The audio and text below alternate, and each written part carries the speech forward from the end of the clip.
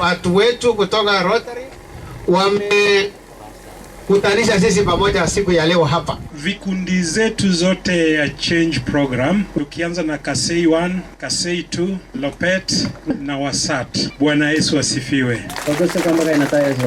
Today we are here marking the world celebration on end of FGM, and we are joined here with our partners from Rotary Doctors. Siku hii katika ulimwengu mzima, tarehe 6 mwezi wa pili kila mwaka, dunia yote inaungana pamoja kukataa maneno ya ukeketaji. Tukiangalia kwa neno la Mungu, hakuna mahali iliandikwa kwamba mama ama msichana aweze kutahirishwa.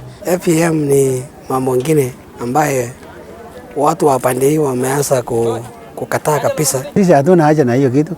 Imekuwa ni kitu ya kuharibu sasa. Msichana anapokeketwa tayari aolewa, lakini asipokeketwa atakuja shuleni. Ate muta bagumnyanya ngwa muta mon karam ngaleji baga kabisa akikabeja kanisa. Hii iwekwe katika kaburi la sahau, maana ni jambo la hasara sana.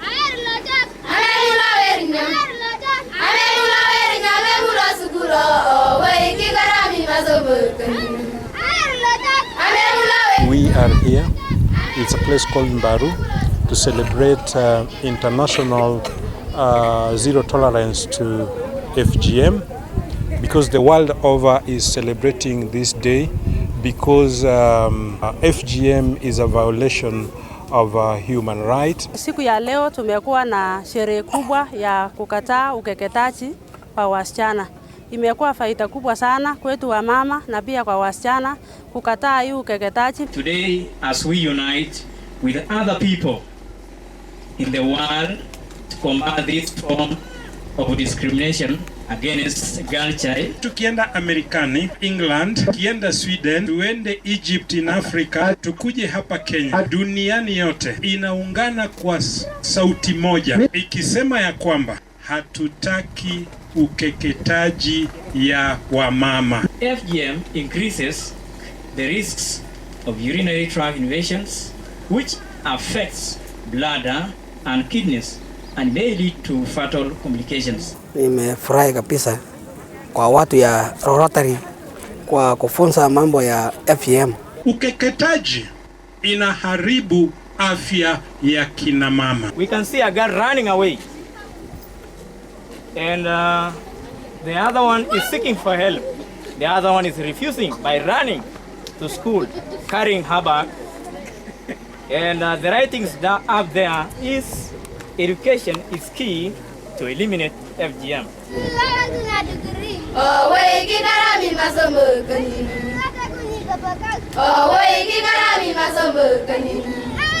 Tumepata hasara sana. Hata hivi last year tulipoteza mama mmoja ambaye alikuwa anajifungua kwa sababu ya ukeketaji. Today it was a great day actually to have this meeting with the whole members of the community to have actually an insight of how this female genital mutilation affects the life of a woman during delivery, during sexual intercourse, and the general reproductive health of a woman. Kukeketwa aswa ilikuwa ni njia moja katika mila ya Wakalenjin ya kusema kwamba umekuwa mkubwa, umetoshea kuolewa. FGM is connected with education in the sense that when these girls get to puberty level, where now they are becoming teens and preteens, normally the community members they would like to receive dowry for these ladies. And when you talk about FGM, it comes in the sense when a girl wants to get married, for you to be recognized as a woman, you have to get circumcised.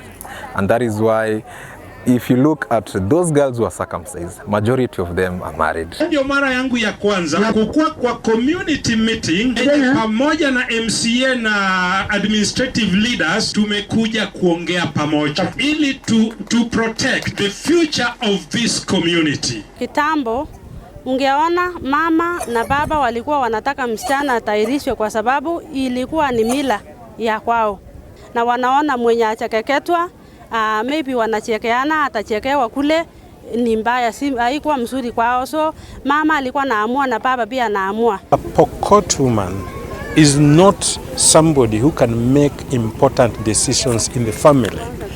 These decisions are made by the man.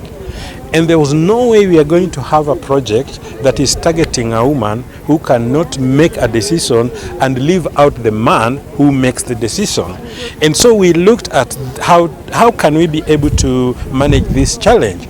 So what we did actually was to form a group that is composed of more women and some few men. So the men were to be used to reach out to fellow men in the community so that they can actually be able to talk to them in their own way, in their own social gatherings, so that they can actually be able to know, to understand this program and the need for the community to change. I came here in 2019 and at that time it was rampant. Especially during Corona period when the schools were closed. That was our biggest challenge because these kids were not going to school, they were just staying at home. And the most peculiar thing about this community is that the parents, they're not in touch with the kids. You can get a parent does not know where the kid is or what the kid is doing, at what time and when. And that is our challenge. So our biggest challenge was during Corona. But post-Corona period, I think the systems have these systems that we have placed have impacted with the community, and I think I can say that there's a reduction in terms of FGM. Walikuwa changamoto kabisa, lakini sasa watu wameanza kuona ni mbaya. Ilikuwa inaendelea, lakini sasa iko inapungua. This is actually bearing fruits because if we look now at the schools, we see a lot of enrollment of girls. And in our transition for last year, many girls have actually enrolled into secondary school. The FGM practice is now going down. Initially, it was a very common practice before we came here. Lakini tunasidi tu kuomba hii NGOs wasidi kufunza hii watu ndio waelewe, alafu wafunze tena mambo ya shule, na tumeona mambo ya shule siku hizi imeanza, watoto wameanza kwenda shule, si kama zamani. It takes them a long time to understand that it is very important for a woman to have a right to reproductive health. And they look at women as actually a subordinate to a man. So therefore, to bring them to a state whereby they would be unable to understand this concept that both women and men are able to work together, make decisions together, is a very big challenge. Tunawashukuru sana madaktari wetu kwa kuanzisha mradi huu katika eneo hili, na imekuwa changamoto kwetu na pia imekuwa shukurani sana kwetu kama walimu kwa sababu ya hii uhamasishaji wa kutokeketa wasichana ili waolewe. Wamekuja shuleni kwa wingi. Embracing this project was very easy because it is not us who are actually on the forefront. It is them that is on the forefront. And then that today we were also able to bring all the leaders of the area to this meeting. They have even embraced it more because they're seeing it as a project that is supported also by the local leaders. So we hope that this is going to give it another face that they will believe in it, that this is what we need. It's not about what we want for them. It is about what they want themselves to do. It's about what they can push their community to do, and it's about what they believe in as a community, that this is what is good for us. We usually have barazas to sensitize the community about the FGM practice and how it affects the community in general and the girl child in general, how it interferes with the children's rights and the girl rights and in itself the human right of the child. Mimi kama area chief kulingana na mujibu wa sheria, mimi nitastaki mwenye anafanya hiyo tabia hii ya ukeketaji ya wasichana. So imekuwa faida yetu kwa wamama kukataa hii ukeketaji, maana tunajua tuna uhuru na tunajua sana sauti yetu imesikika kama wamama. Kwa hivyo tunawashukuru sana wana Rotary, endeleeni na moyo huo, endelea kusajili vikundi vingi na Mungu azidi kuwabariki ili tusiti kuwa na wanafunzi na wasomi wengi, tuwe na walimu na madaktari kutoka jamii hii. So tunafurahia sana na tunashukuru Mungu kwa ajili ya hii kikundi ambaye wametuletea mafunzo haya, na ni ombi letu kwamba ukeketaji iishe kabisa katika sehemu hii ya Pokot ili kina mama na wasichana wawe huru sana.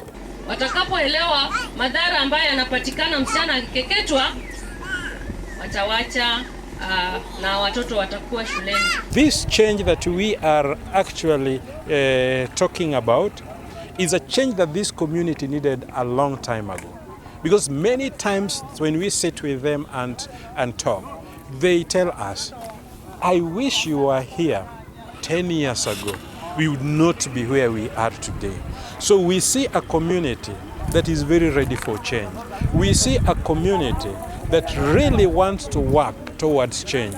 We see a community that compares themselves with other community and realizes that this is the project that they want, and this is a project that they want to own, and this is a project that they want to see a future with, a future for their children, a future for their daughters, and a future through education that they can actually be able to hold on to. And with that, when we go to schools, we see a lot of overwhelming enrollment. This means that the community are actually accepting that we need to take our children to school. School is the only future for this community, and therefore we see a community that is interested.